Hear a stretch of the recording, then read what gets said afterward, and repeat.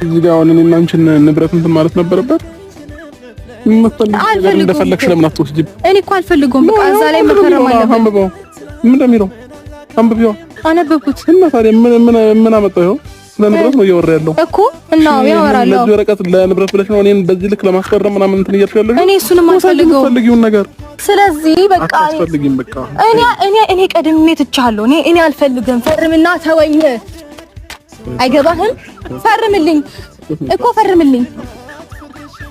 ፈልገው ታዲያ አንተ እዛ ጋር ደስተኛ ልትሆን ትችላለህ፣ ግን ደግሞ እሷ ተገላግላ መቀመጥ አለባት። የማያገባት ነገር እስክትፈርም ድረስ አልሄድም። እዚሁ ነው። ምን ነው እስክንለያይ ቸኮልክ? ልታገባት ነው እንዴ? አዎ፣ ምን ችግር አለ? አገባታለሁ።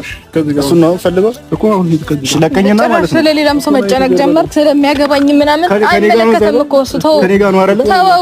ትዳርም መጀመሪያ በስርዓት ለቀቀው እንጂ አንተ ቆይ ሁሌ በጉልበት ነው እንዴ የምታምነው? እውነት አንተ እንደሰለጠነ ሰው